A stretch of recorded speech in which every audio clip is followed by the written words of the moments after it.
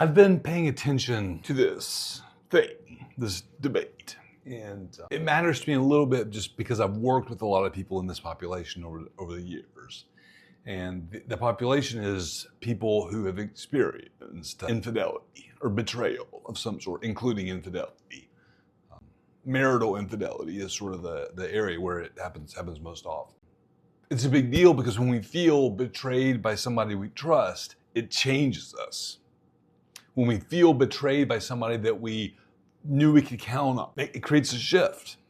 When the thing we never thought could possibly happen happens, and it wasn't an accident, somebody did it, somebody made a choice, it rocks our world. And I've worked with so many clients over the years who've either experienced infidelity from their partner. And I've worked with plenty who've committed, who've been unfaithful in their marriages or have betrayed their partner in some other way. And I talk about infidelity like having an affair in a marriage, but it could be other things. It could be breaking promises in general. That's how I think about betrayal. And I think of a situation where a client whose wife, when they got together, had this habit of spending money, and it was sort of problematic in ways that make a therapist's ears perk up. And they had handled it, and then years later he found out that she had 5 secret credit cards that she was shuffling things around to pay them, and he felt betrayed. He felt lied to, right? And so that's just an example. It's not when I'm talking about infidelity. I'm not necessarily talking about a sexual affair in an intimate relationship. So we're talking about betrayal and this thing I've noticed is that there's sort of these two camps. There's this binary decision that needs to be made, and the decision is should I stay or should I go? So there's a save your marriage camp, and there's a leave the cheating bastard camp, and so you can go create leave the cheater and create a life. And there's this really, I don't know, war is probably too strong of a word, but this is disagreement. It's and with all respect to the people in this market, a lot of times it's people like me. I haven't experienced this myself personally, but it's people who are in my type of position to do my type of work who have had this happen, or someone who's suffered infidelity and then became a therapist or became a coach, or someone who made the decision one way or another and are making the argument for this is the decision, this is how you do. So, and it's all good, and I think it all comes from a place of helping people want to walk folks out in the world through the stuff that they've struggled with and feel like they've found a really good solution for. So it's all good, but there's a problem. I from my perspective, with both perspective or both angles, with both camps. I think the problem is they're so focused on the decision. Now, don't get me wrong, making a decision is important. Choosing is important. Making a quick decision with limited information is important. In fact, that's one of the things that I talk about in leadership. One of the things that really good leaders do is they make decisions quickly with less than 100%, with way less than 100% information. And so I'm a big believer in decision making and making choices and making the choice and then choosing, really owning it and moving forward. That's all said. But there's this decision it feels like there's this decision in this little sort of corner of the world, of the self-help world, that's stay or go. Should you stay or should you go? But I think there's something missing here. And it's this. Sometimes people experience betrayal and stay and are miserable. Sometimes people experience betrayal and leave and they're miserable. So staying or leaving doesn't always solve the problem. The decision didn't fix anything. So here's why here's a broader context, or here's how the affair, the financial impropriety, the dishonesty, the gaslighting, the whatever the betrayal isn't the problem. I mean, it's certainly a problem, clearly, but it's not the problem. The problem is how you're relating to it. You see, you could experience betrayal and leave, get out of the relationship, dissolve the marriage, whatever, and still be destroyed by it 10 years from now or 5 years from now. You could, whatever that is, and decide to stay, and I'm going to work on this marriage, and I'm committed, and I'm doing it for the kids, and I made a promise, and all that. You could do that and find genuine peace. Who knows? Or both of those things could be opposite. You see, the external decision never determines the internal result. And this gets back to something I talk about all the time.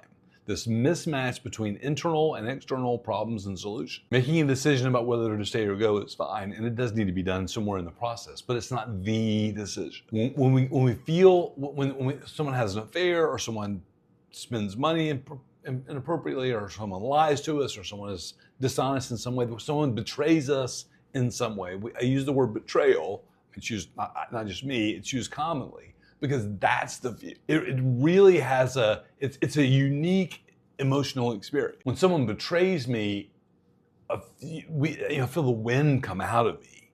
The world feels different. It's like this thing that wasn't possible becomes possible. This thing that can never happen just happened. Now what do I do? It's like suddenly it's cold in summer and hot in winter. I know in some parts of the world it is. From our perspective, it's like it's dark when it should be light, or light when it should be dark, or water is now dry. I don't know, something. It's like this fundamental construct, this fundamental supportive piece of the world, the universe, like something fundamental about the way the universe has always worked. Suddenly, like that, works different. That is disorienting as hell, right? So that's what betrayal, that's what I hear, that's how I hear clients describe betrayal. It's such a fundamental shift that it just changes everything. So that's why making the decision, though it's important, is not the decision. Because what we're trying to do is say, I have this tectonic shift, this existential curveball that I'm trying to deal with. And God knows I don't know what to do with it. And somebody's saying, well, you should leave them. And you go, yeah, I'll leave them. And you leave them, and guess what? The world is still the same. Or this new paradigm still exists. Or somebody says, no, marriage is sacrosanct. You should definitely stay. You should work on it. You're committed. And you go, yeah, I'm committed. And so you stay. And guess what? The new paradigm still exists because this thing happened. It created this internal shift in us. And we're trying to change it, trying to fix it, trying to modify it, trying to mollify it with some external decision, some external action. Stay or leave. And whether you stay or leave, I can't tell you whether that's a good decision or a bad decision. And making that decision until you've addressed the internal piece of it is a mistake. Because here's the real question. And it's not, what should I do? And if you came to me and asked me that question, my answer would be, I have no idea what you should do. I have no idea what's the best decision for you and your family.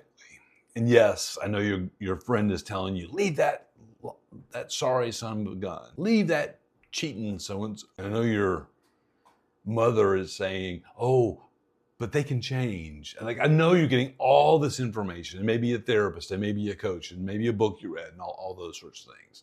Not to say it's all bad information, but it's a lot of contradictory information. And the truth is, your friend doesn't know, your minister doesn't know, your mother doesn't know, your coach, your therapist doesn't know, I don't, your partner doesn't know, your kids don't. But what's possible is you can know. I know it doesn't feel like it. Right? You're probably listening to this going, well, I don't know either. I get it. And I argue that it's in there. It's just covered up by all this external decision making that you're obsessed with. So the question is not what should I do, stay or go, but this: who am I becoming while I figure this out? Who am I becoming while I make this decision? Who am I becoming in the process of choosing to stay or go? Are you becoming someone who's defined by what happened to you? Or are you becoming someone who had a really bad thing happen and has learned to integrate it, learn from it, and use it? trust. Now, hold on a second. I'm not saying all things happen for a reason. Nonsense. Feeling betrayed sucks. I mean, it's awful.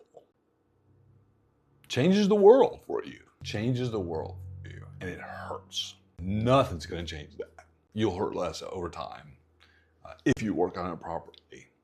That's a whole nother thing. They say time heals all wounds. In my experience, that's bullshit. Time is just time. All time does is move you away from the acute experience of the wound. Work heals wounds. So the question is not what should I do? The question is who am I becoming while I figure out what I should do? Who's the person on the other side of this? Because here's the truth. Here's the hard truth. You're not going to like this. You're trying to make a decision for which you are 100% unqualified for. There's no way that you're going to make this decision correctly.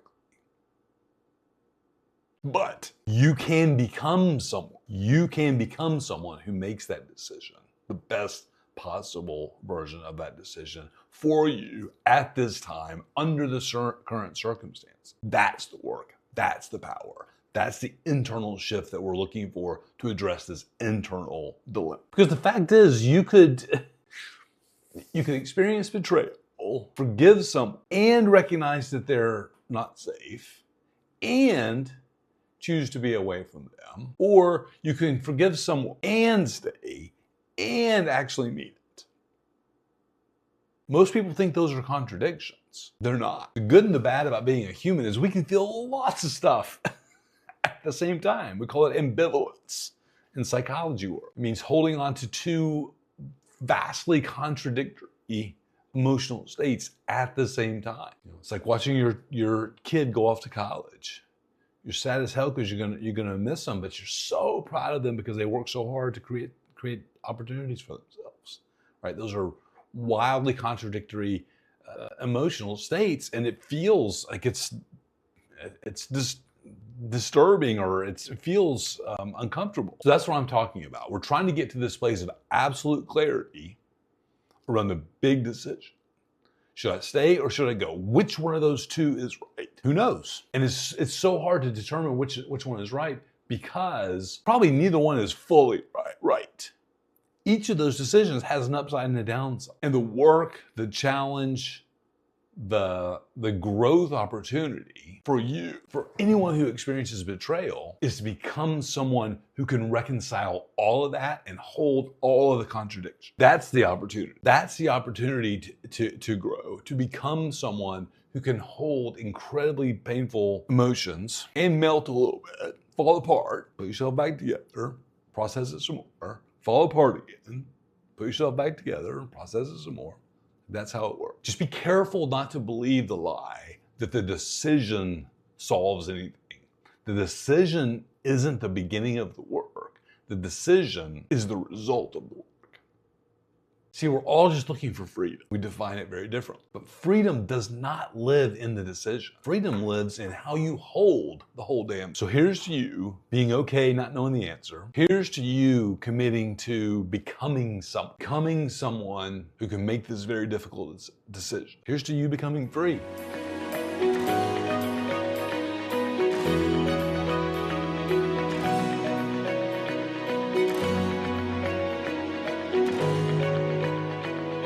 Thank you.